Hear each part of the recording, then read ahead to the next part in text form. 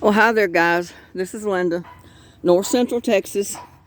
And as you know, we're getting ready for some 10-degree temperatures at night. So I've disconnected my water hose, and I've got this pipe that fits right over the top of my spigot. It's just a straight pipe coming up with the spigot on the end. And the pipe is big enough that it fits right over it all the way down to the ground. It's doubled.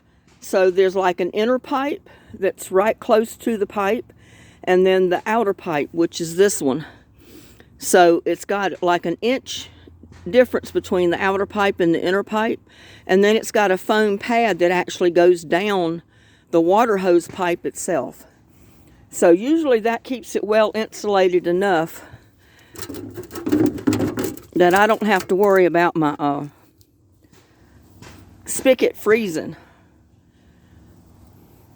Because one year when we first moved out here, our water meter is right out there behind that pole. And my ex, who was here at the time, put a light, a utility light, down in the little compartment that the water meter is in. Right there, that little black square box, that's the water meter. Well, he said that was going to keep the meter from freezing, but guess what? It got so cold that night, that little old light didn't do anything. And it froze. So I've also been busy. I switched out my light in there, and I don't want to open the door anymore because I want it to retain heat in there. I've got a heat light, and then I've got like a 100-watt regular bulb that puts out quite a bit of heat. So with the combination of those two, I've got like a frost built up on the inside of the window, or condensation. And when I first unzipped the door, it was pretty warm in there. So I think those two bulbs putting out enough heat that they do, it's going to keep my plants in there from freezing. Because, you know, as long as they're on, I don't think it's going to get down to 10 degrees inside there as long as that door is shut. So we'll see. And this is what I was talking about with my 4 buckets. And I managed to scrounge up 4 great big boulder rocks. But there's only one of them or 2 of them high enough. And as you can see, this one's high enough that I can put the water bucket under there. And this one is too. I just have to kind of like tilt the bucket over. But these two, I mean, I can, but I've also got to put dirt down there because it's lopsided. There's a big boulder under there that I can't move. And then see, this one's not quite tall enough. I mean, it would work, but I want it taller than that. Or I could cut the pipe off a little bit, which it's not going to hurt to cut it off a little bit. But, and it would work, I guess. So we'll see. But I'm going to get them level and get them where I think I'm going to keep them, the height that I'm going to keep them. And then I'll go ahead and start filling them up with broken down wood matter, compost, leaves, that type of thing. But I wanted to come out here and also show you. And I've actually, it looks like, only got one tote that I've got anything planted in that I'm going to have to worry about covering up. And that's right there. And it's not that much. And I got a pepper. I didn't want it to, there, I broke it off. But come Thursday evening, and it's not quite square, but it don't matter because it'll still fasten down anyway. But come Thursday afternoon, that's all I'm going to do is put the lid on it.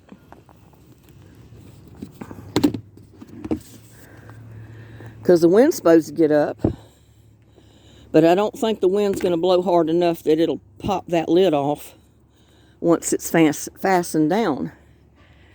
And the only problem I see, I can't use a 5-gallon lid on those 5-gallon buckets in the planter because of, for one, the circle here, the half moon, and then this stake right here. So I'm not going to worry about it. What I'm going to do is just cut me a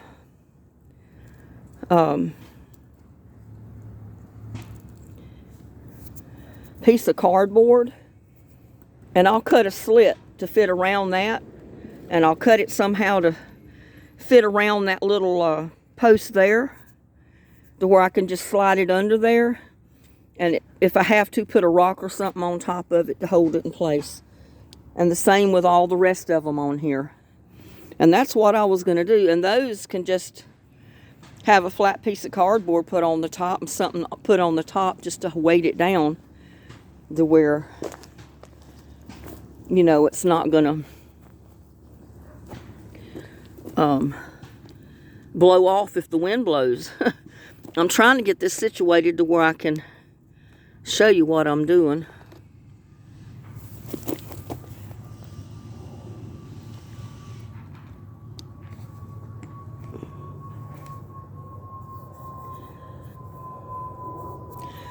Well, you can see a little bit.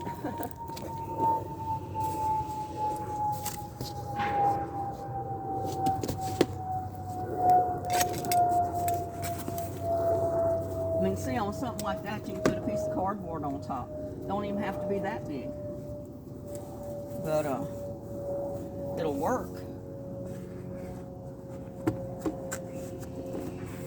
I'm trying to just get an idea of how big a piece I need on here.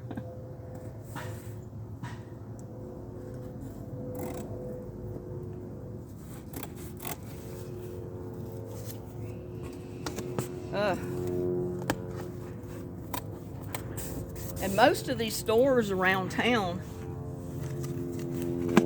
if you catch them when they're throwing their boxes out, they'll let you have all the cardboard boxes you want to take from the store free. I mean, I did that a long time ago. And I went in there one time and couldn't find the size box I needed that they had for sale. But guess what? They had a big basket full of broken down cardboard that was there from where they were putting up stock. And they said, well, here, take this box. It's just the right size that you need.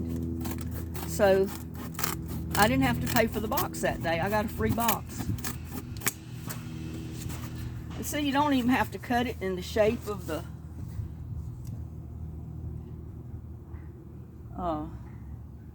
bucket, really. Just as long as it's big enough to cover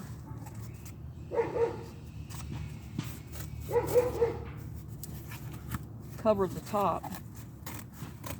I'm going to leave mine kind of squared because I use them in this garden area in the springtime, and then I put my wood mulch over the top of it just to keep the grass out of here. Plus, as you know, I use them also on the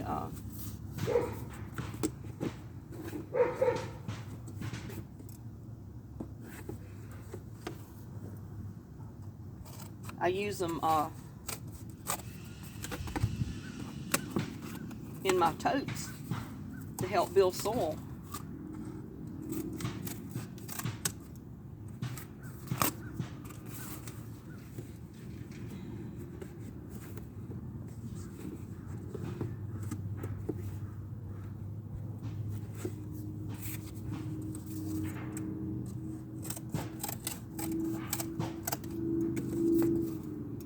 Now, if you just have your bucket and you didn't now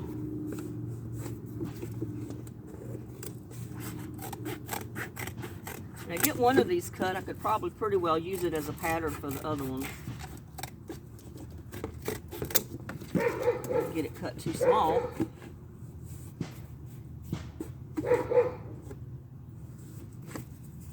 Actually, I need to cut it more than that.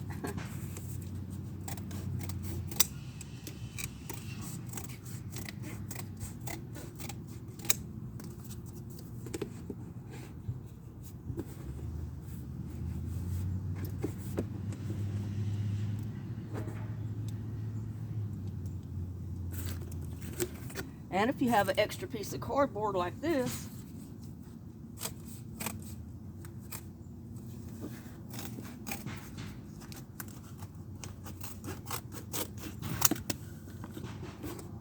the bucket's not that big, you can put that there, put that on top of it, slip it in, and that makes it pretty secure to sit something on. Now this one up here is going to be a little different, because it's not only got to go under the bucket,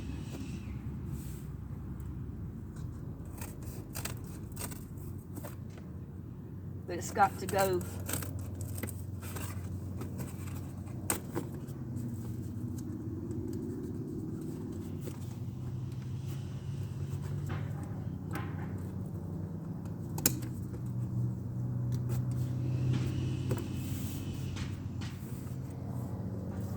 but I'll bring you closer and let you see what I did here. Oh.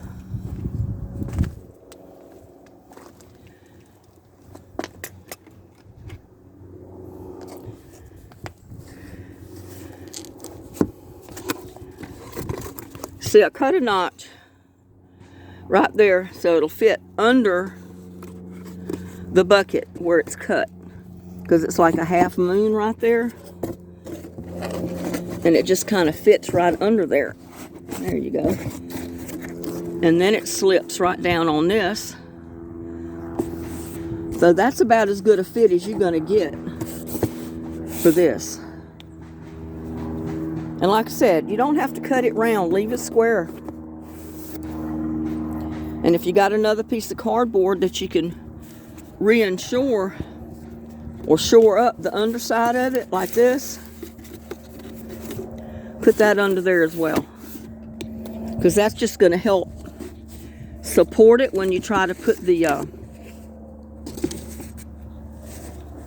well, I got to put the camera down just a second. That extra layer will support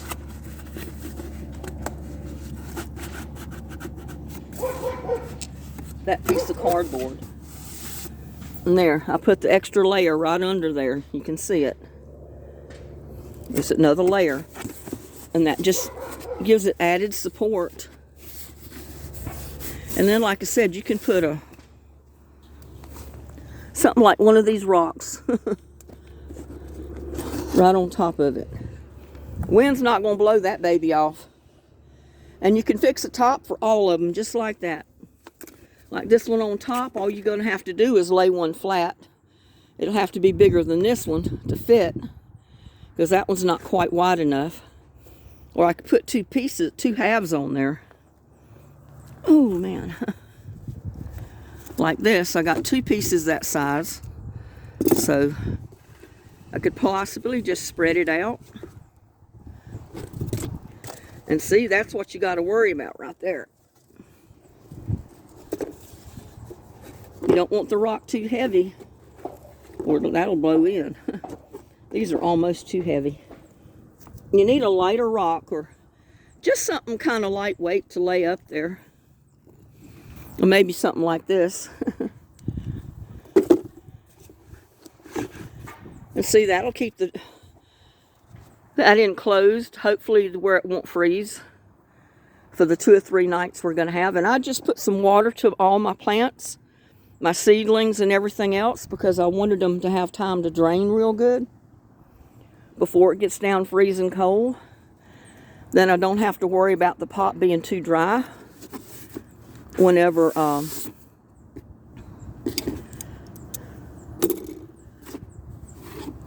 whenever I have to cover them up. It's not going to hurt to cover them up. But yeah, you will need to put something on top so they don't blow away. Just don't put anything so heavy that it'll weigh the top in. But, yep. And another thing, if you got a tower like this one over here, or anything similar, what I'm going to do with this, I don't know if the Brussels sprouts will survive the 10-degree temperatures or not. Because they say it's going to get down to at least 10 one night, and then it's going to be like 16 to 18 the next night. And then it'll be like 20 some, and then it'll be like 30. And then it'll start increasing to like 34 at night. And then it's going to end up being up in the 40s at night. But there's going to be like 3 or 4 nights there.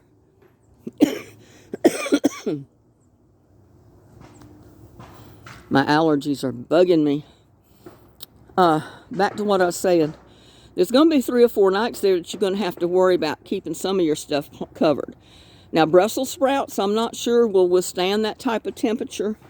But just to be, just as a precaution, and I don't know if it'll work, but I've got some pretty big quilts in the house that I can drape. See, because there's nothing planted in the very top. And I can like scoot these leaves in a little bit, so the quilt won't hurt them. And I'm just going to drape my quilt down over it. And I'll try to fasten the bottom of the quilt with something, or not fasten it, but just weight it down. And hopefully that'll be enough to keep my Brussels sprouts alive. Now, there's not much I can do about these that are over in these other totes or in those blocks, because I really don't have anything to cover them up with. I mean, I could possibly put a lid on this one because this pepper plant's done. I can pull the pepper plant out and just put a tote lid on top of this one. And it might save the Brussels sprouts, because I've already harvested the leaves off of them. I come out here yesterday and harvest the leaves off of all of my Brussels sprouts, my kale, all of my greens that I could harvest leaves off of. And this, my Jolly Green tree collards, basically I think I'm going to find a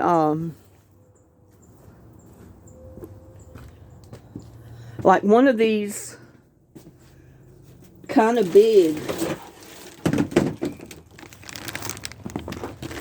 I don't know if I've got one big enough.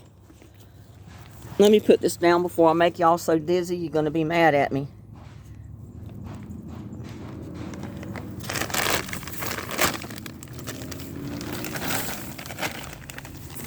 But I thought if I found one big enough, I could put it over the top.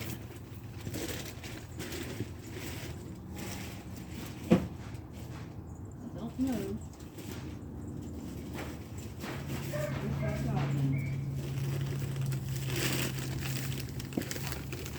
But anytime, like I told you, that I buy potting mix or any of this other stuff,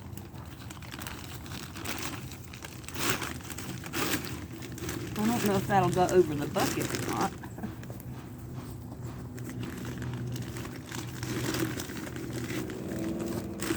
It might.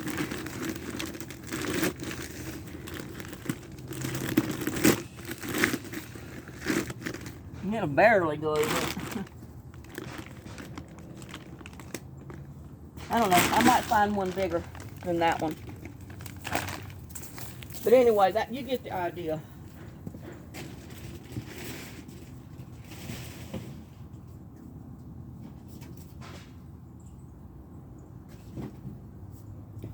And if I don't have a potting mix bag or something like that, I'm going to take one of those large, I've got a couple of clear, large trash bags.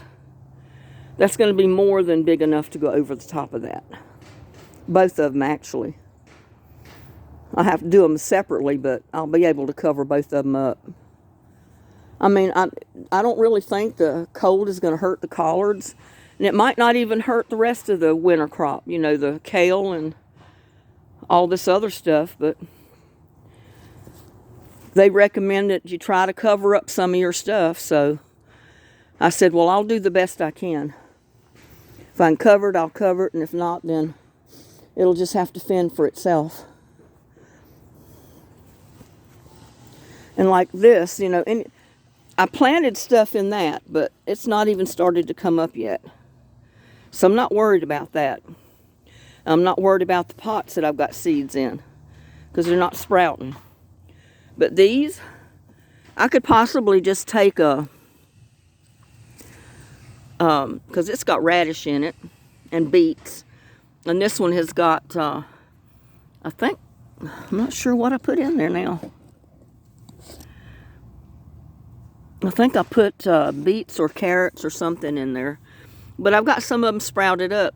So I could possibly just lay a bag or anything on the top of it.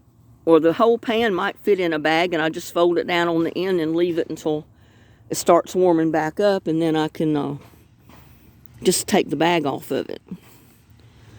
Because I think those bags are big enough, you could probably slip that dish pan right in there and then fold it under on the end.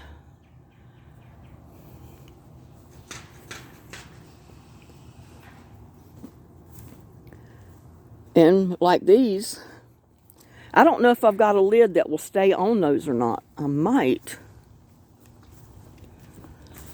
I know those blue lids will not work. I think I've used all my lids. Yeah, I've got a couple of blue lids over there, and I've got lids for totes. But I've got all my other lids out here on these white buckets here for my compost tea, so I can't take them off. So what I'm going to do for all these buckets is just basically cut a piece of cardboard. Just cut a piece of cardboard and lay over it. Or if I've got a piece of cardboard big enough to go from one bucket to the other, I'll cover both of these up and just weight it down with something. So, but yeah, I wanted to get on here and let you know what I've been doing between trying to stay warm. I got my boots and my hat, and I put on my big wool vest, and I put my warm coat on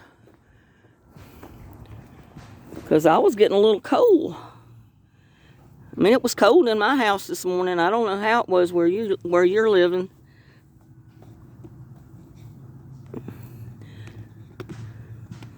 See if I can get this camera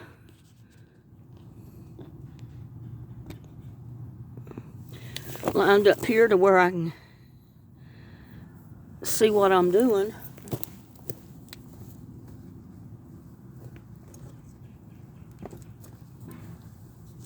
Oh, man.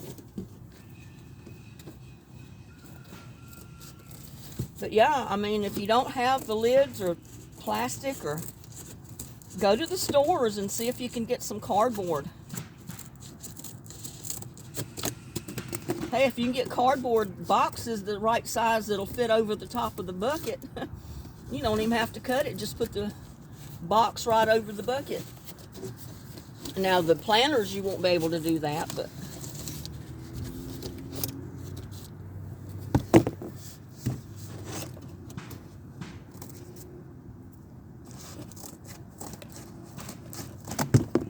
yeah, the planters, you're not going to be able to do that, but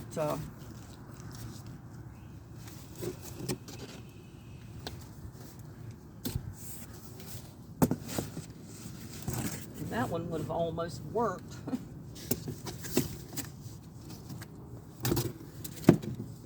Well, it will work, actually. Don't even have to cut it. Just put something on top to weight it down. And then I can put a smaller piece right there on that little pot.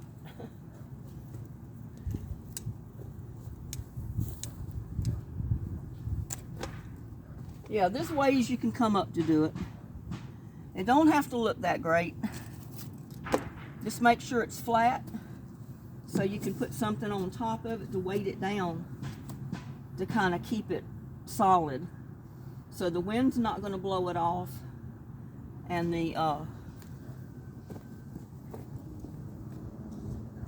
because the hole right there is right actually between the two pots. So that works out good for this piece.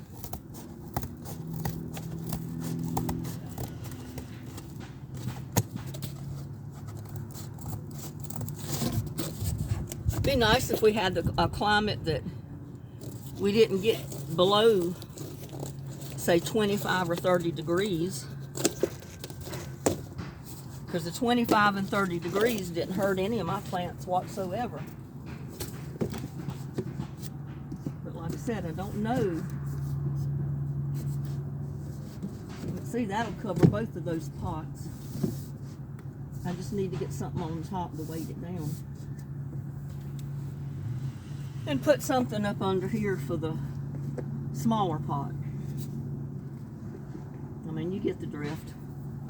There's ways you can do it. You just have to use your imagination and come up with ways to work it.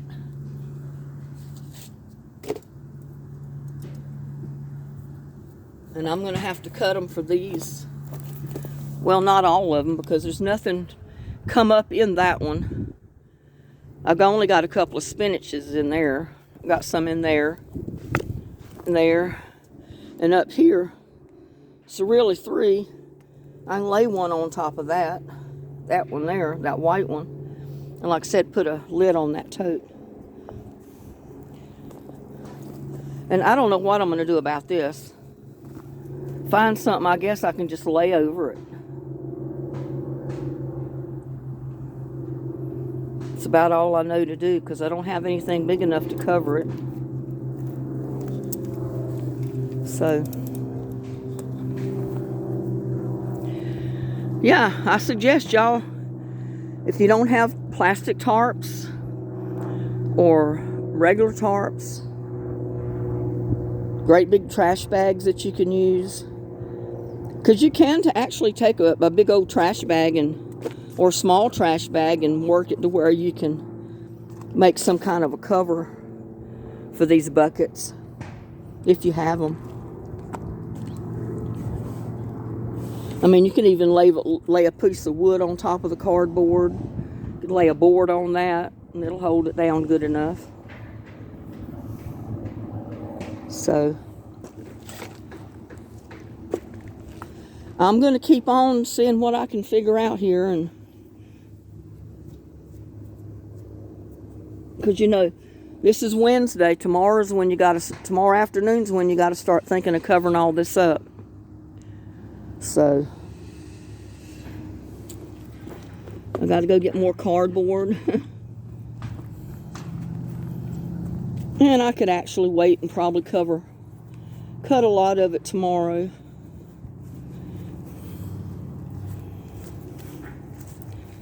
Because I need to do my hair. I got the stuff to do my hair and I haven't done my hair yet. I've been putting it off. So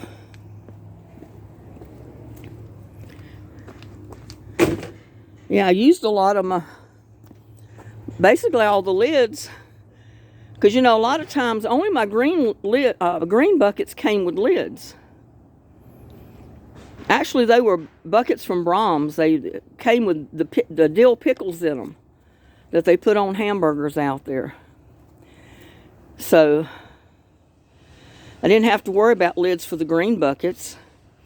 And you know, I turned 6 of those into a planter. So I didn't need lids on that. So I used the rest of them for my compost tea.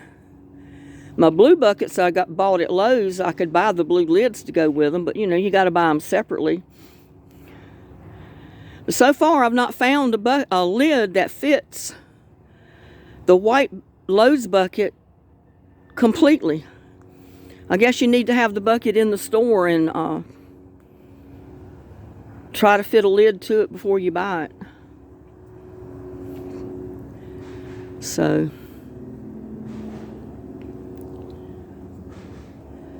but I just wanted to get on there and show you what I've been doing today. I've been working on my heat light inside my little greenhouse, and like I said, the rose bushes don't need it. The little rose cuttings,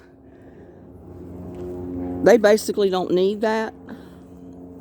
But I do have my big aloe vera in there.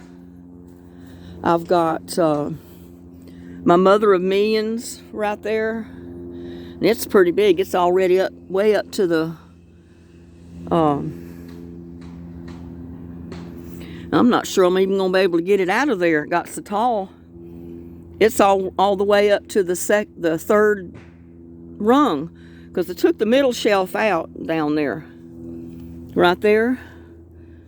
There was a shelf right here. I took that shelf out so the Mother of Millions plant could come up between it. It was so tall I didn't want to break it off. And my other rose cuttings over there have got the little domes over them, you know, the bottles. So they basically have their own greenhouse. So I'm not worried about much of anything except the aloe vera and the Mother of Millions. I've got a couple of tomato bushes in there, but, you know, if it gets very much colder than what we are now, I don't even know if the heat light is going to keep it warm enough in there to keep them alive. That was just an experiment. I wanted to see how it was going to work. So, well, I think I need to find me some more cardboard. And I only got a couple of more minutes on time for this, so I should probably go ahead and wrap it up. And just tell you, if you don't have your cardboard or anything to cover anything up with, then go see if you can find some cardboard boxes at these stores around.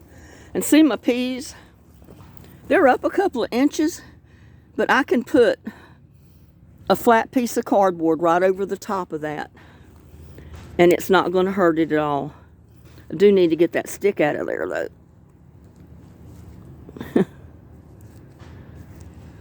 I had that in there so the beans would grow up on it. That I had in there this past summer, but I don't need it right now. But yeah, they're low enough I can just cover all that stuff up. Just cut a piece of cardboard, square piece of cardboard, and just lay right over the top of it. Not worried about it. The lettuce too, basically. I could possibly pull the part of the bag up. I can't do it with one hand, though. Not my perpetual spinach, but my Malabar spinach. You know, it was blooming and it was doing all kind of stuff, but it's died back. But it should come back up in the spring. Because I think the little pods like that will die off from the cold. But then the roots down in there should stay alive, and it'll put out a